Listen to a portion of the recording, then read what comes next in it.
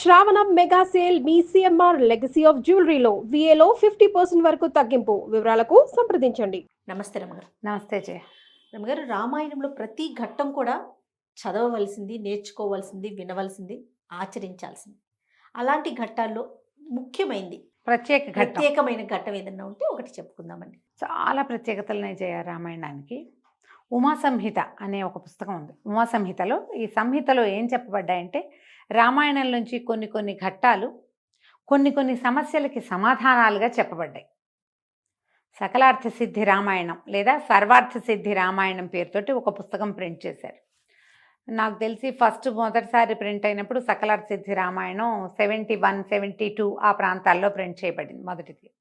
ఆ పురాతన పుస్తకం ఉంది మా దగ్గర, ఇటు ముట్టుకుంటే చిరిపోయేలాగుంది కానీ ఉన్నది. తర్వాత కూడా అవి ప్రింట్ అవుతూ వచ్చాయి. పురాతన ప్రింట్లో ఇంకో కొంచెం విశేషంగా చాలా రామాయణం ఎంత గొప్పదో అవంతా బాగా రాశారు. తర్వాత పుస్తకాలు కొంచెం తగ్గించారు, ప్రింట్ ఖర్చు తగ్గించి చిన్న పుస్తకం వేశారు.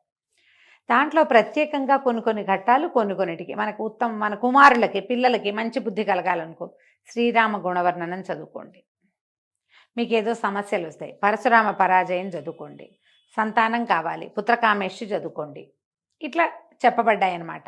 ఇవన్నీ ఎక్కడి నుంచి తీసుకున్నారు? వాల్మీకి రామాయణంలోని రకరకాల అయోధ్యకాండలో కొన్ని ఇవి అని అట్లా చెప్పారు. కొన్ని సర్గలు అయోధ్యకాండలో మొదటి 2 సర్గలు చదివితే పిల్లలకి సద్బుద్ధి కలుగుతుంది.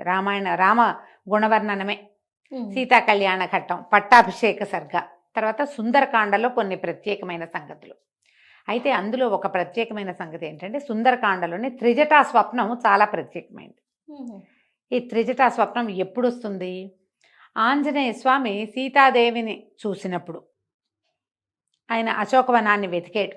మొత్తం లంకానగరం అంతా వెతికి సీతాదేవి ఎక్కడ కనపడక హనుమన్ నిర్వేదం కూడా ఒక ప్రత్యేకమైన సబ్జెక్టు. నాకు గుర్తుండి సుందరకాండలో 14వ సర్గ అట్లా అనుకుంటున్నాను.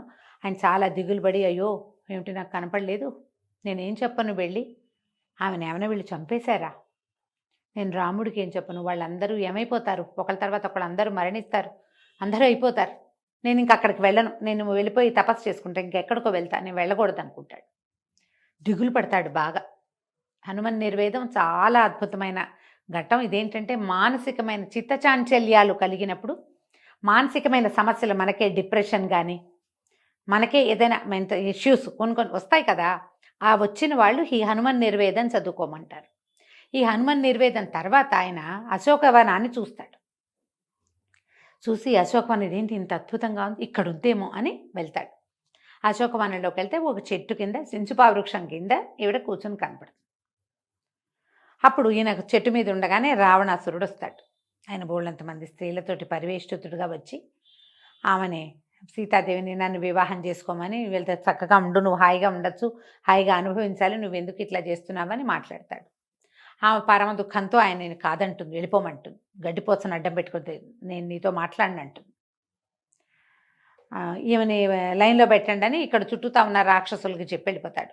చాలామంది రాక్షసీ గణంతో రాక్షస స్త్రీలతోటి కాపలా గాయపడుతూ ఉంటుంది ఆవిడ అక్కడ. అయితే ఉన్న వాళ్ళంతా బెదిరిస్తారు రాక్షస స్త్రీలు ఆమెని, నీకేమిటి, నీ భర్త ఎప్పుడో పోయాడు, ఓడిపోయాడు, నిన్ను అడవికి తీసుకొచ్చాడు, అతనితోటేమిటి, అతనేం లేదు, మానవుడు, అతను ఏమీ చేయలేడు, రావణాసురుడిని పట్టుకోవటం కష్టం, ఈయన చాలా శక్తిమంతుడు, త్రిలోకాధిపతి, దేవతలే ఈయన ముందు సాగిలపడతారు, ఆయన్ని ఒప్పుకోమని ఈ రాక్షస స్త్రీలంతా సీతాదేవిని బలవంత పెడతారు. ఇదంతా ఆంజనేయులు పైన కూర్చొని చెట్టు వింటూ ఉంటారు. ఆమె దుఃఖంతో నేను చనిపోతాను, చచ్చిపోవటమే, చావే శరణ్యం, రాముడు రాలేడంటే ఇంకా నేను చేయగలిగేదేం లేదు, చచ్చిపోతానని, నేను ఆత్మహత్య చేసుకుంటానని ఆవిడ ఏడుస్తూ చెప్తుంది. కొంతమంది రాక్షస స్త్రీలు ఈమె సూసైడ్ చేసుకునే ప్రయత్నం చేయబోతోందని రావణాసురుడికి చెప్పడానికి పరిగెత్తారు. కొంతమంది ఏమో ఈమెను బెదిరించారు, ఇంత పిచ్చిగా మాట్లాడుతున్నావు, అనార్యురాలివి, తెలివిగల దానివి కాదు అని కేకలేస్తుంటారు. ఈ కేకలేసే టైంకి కొంతమంది ఈ పని చేసే ఉద్రేకంలో ఉన్న వాళ్ళు మాట్లాడుతున్నారు, కొంతమంది నిద్రపోతున్నారు, వాళ్ళు డ్యూటీ లేని వాళ్ళు పడుకున్నారు, ఈ డ్యూటీలో ఉన్న వాళ్ళు ఈవిని కేకలేస్తున్నారనమాట. ఈ నిద్రపోతున్న రాక్షసు స్త్రీలలో ఒక స్త్రీ నిద్రలేచింది. ఆమె పేరు త్రిజట. కొంచెం వృద్ధురాలుగా చూపిస్తారు. కొన్ని గాథల్లో విభీషణుడి కూతురు అని కూడా చెప్తారు.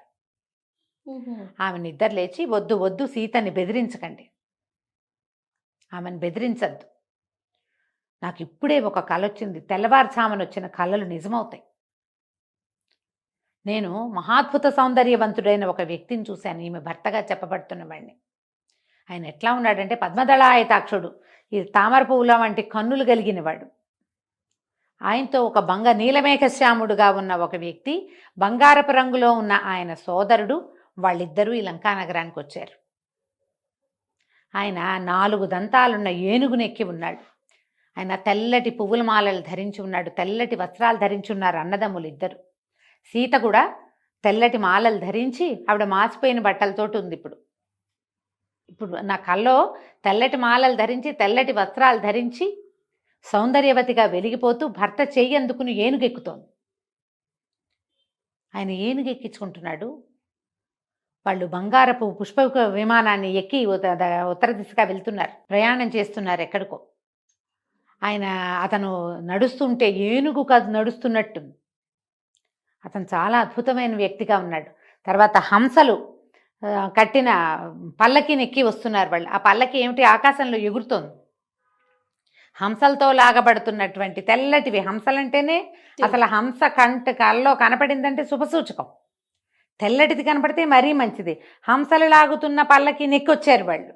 ఆ పల్లకి ఈమె కూడా ఎక్కుతోంది. ఆయన 4 దంతాలున్న ఏనుగు నెక్కాడు, ఈమె కూడా ఆ ఏనుగు నెక్కింది భర్త చేయి పట్టుకుని ముందు. ఇది శుభసూచకం. ఈ పరిస్థితిలో ఉన్న స్త్రీలను గురించి ఇలాంటి కళ వస్తే వీళ్ళు గెలుపొందబోతున్నారు. ఆమెకి తన భర్త మీద నమ్మకం ఉంది బోల్డంతా. ఆయన వచ్చి తనని రక్షిస్తాడు అనుకుంటాను. వీళ్ళేమో ఇంత అద్భుతంగా ఉన్నారు, హంసలున్న పల్లకి ఎక్కారు, ఏనుగు నెక్కుతున్నారు. అన్న తమ్ముడు పక్కపక్కనే ఉన్నారు, తెల్లటి బట్టలు, శుభ్రవస్త్రాలు, అంటే పద్మమాలంకృతులుగా ఉన్నారు, తెల్లటి పువ్వుల దండలు ధరించి ఉన్నారు. అదంతా శుభసూచకమే. అయితే ఇందులో రావణాసురుడు ఎర్రటి బట్టలు ధరించి ఒళ్ళంతా నూనె పూసుకుని నూనె తాగుతున్నాడు. ఒక ఎర్రటి వస్త్రాలు కట్టుకున్న ఒక స్త్రీ రావణాసురుడిని నేల మీద ఈడ్చుకెళ్తోంది. ఈ తర్వాత కుంభకర్ణుడు, వీళ్ళంతా గాడిదల మీద ఊరేగుతున్నారు. వాళ్ళు నూనె కనపడకూడదు అసలు కల్లో, అలాంటిది నూనె తాగుతూ కనపడ్డాడు. నూనె రాసుకుని ఉన్నాడు రావణాసురుడు. అదే పేడలో మునిగిపోతున్నారు వాళ్ళు, రావణాసురుడు కుంభకర్ణుడు. అక్కడి నుంచి లంకానగరం అంతా దగ్ధమైపోతోంది. రాక్షస స్త్రీలంతా తైలం తాగుతూ తైలం రాసుకుంటూ ఏడుస్తున్నారు. ఈమెమో హాయిగా నవ్వుతోంది భర్తతోటి. కళ ఎట్లా ఉంది, వీళ్ళకి అశుభంగాను వాళ్ళకి శుభంగాను కనపడుతోంది. ఈ లంకానగర వినాశనం తప్పదు. ఈమెను రక్షించడానికి ఈమె భర్త తప్పకుండా వస్తాడు. ఆమె చెప్తున్నదే నిజం. పైగా ఈమె సామాన్య స్త్రీ కాదు, భర్త వనవాసానికి వెళ్తుంటే అతని వెంటపడి అడవికి వచ్చిన స్త్రీ. ఎవరు వస్తారు, ఆయనకి వనవాసం ఉంది, ఆయన ఒకటే వెళ్ళి ఉండొచ్చు. ఆ కష్టాలు నేను పడలేను బాబు, నా వల్ల కాదు, ఆ సినిమాకి నేను రాను, తలకాయ నొప్పి అంటారు. ఇప్పుడు ఆయనతో పాటు భర్తతో వెళ్దామనుకోరు, అది నాకు బోరని మానేస్తారు. అలాంటిది ఈమె అడవికే బయలుదేరింది, 14 సంవత్సరాలు తిరిగింది ఆయనతో పాటు అడవిలో పడి. అలాంటి స్త్రీ ఆమె మనసులో ఏదనుకుంటే అది అయిపోతుంది. ఈమెకి శుభం కలగబోతుంది. పైగా చూడండి సీతని, ఆమె కన్ను కొట్టుకుంటోంది, కన్ను అదురుతోంది, ఆమె భుజం అదురుతోంది, ఆమెకు శుభం జరగబోతోంది. మనకి చాలా కష్టాలు వస్తాయి, ఈమెను బాధించద్దు. రేపొద్దున ఈమెను బాధించిన ప్రతి వాళ్ళని రాముడు తన బాణాలతోటి నొప్పించక మానడు. అతను ఎంత యుద్ధవీరుడుగానూ ఉన్నాడు. ఆ పక్కనున్న బంగారపు రంగులో ఉన్నవాడు కూడా అట్లాగే ఉన్నాడు. అయితే ఒక మహావానరం ఒకటి ఈ లంకా నగరాన్ని తగలబెడుతోంది. అది కూడా కల కనపడింది. ఒక వానరం తగలబెడుతోంది. కోతి కూడా కల్లో కనపడకూడదు. ఆంజనేయ స్వామి అయినప్పటికీ అంటారు, ఇదే చెప్తారు. సీతాదేవికి ఆ పైకి చెట్టు మీదకి కళ్ళు చూసేసరికి ఆంజనేయుడు కనపడితే కళ అనుకునేవాడు, అయ్యో కల్లో కోతి కనపడకూడదు, నా కోతి కనిపించిందని బెంగపెట్టుకుంటుంది ఆవిడ.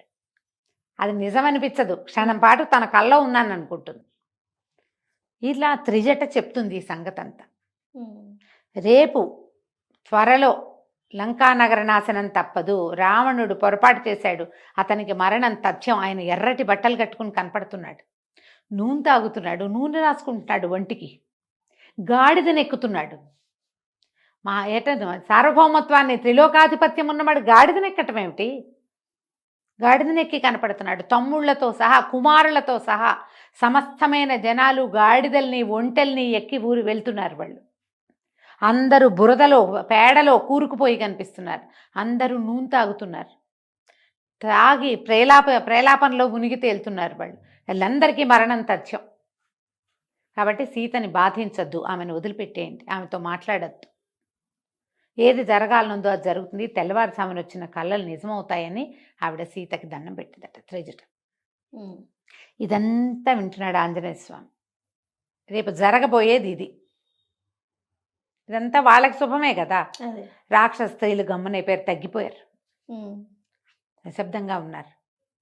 ఈవిడ సీతాదేవి మాత్రం నా వల్ల కాదు, వీళ్ళందరూ ఎవరి దారిని వాళ్ళ నిద్రలో పడ్డారు. ఆవిడ ఈ చెట్టుకు ఉరిపోసుకుందాం అనుకుంది. అప్పుడు ఆంజనేయ స్వామి ఈ రామగాథ అంతా చెప్పాడు. ఇక్ష్వాకు వంశ ప్రభు ఉన్నాడు, ఆయనకి కుమారులు ఉన్నారు 4 అని కథ అంతా చెప్పేసరికి ఆవిడప్పుడు ఆంజనేయ స్వామితో మాట్లాడింది. తర్వాత ఏముంది, ఇది మన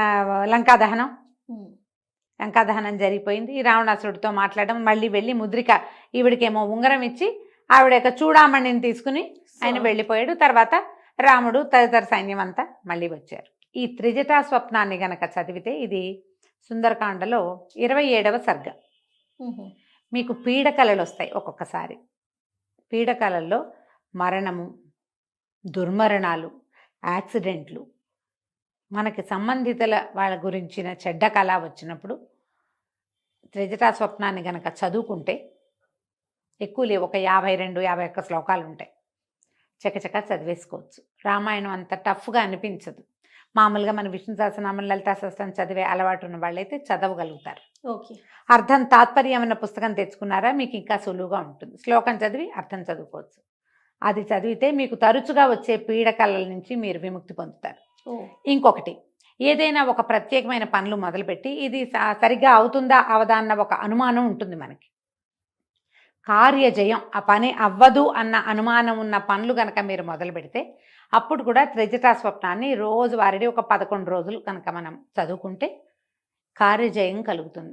దానికి ఏ అడ్డంకులు రావచ్చని మీరు భావిస్తున్నారో అవన్నీ తొలగిపోయినట్టుగా భావించి చదువుకోవాలి. చదువుకుంటే ఈ ప్రయోజనం లభిస్తుంది. చిన్నప్పుడు స్కూల్ పాఠాల్లో కూడా ఉన్నది మాకు త్రిజటా స్వప్నం. తర్వాత ఏ లెసన్ మరి ఏ క్లాసుల్లోనూ రామాయణాలు పెడుతున్నారో లేదో మనకి ఇప్పుడు అసలు తెలీదు. మనం ప్రత్యేక ఘట్టాలుగా చదువుకుంటున్నాం. సుందరకాండే చాలా ప్రత్యేకమైంది.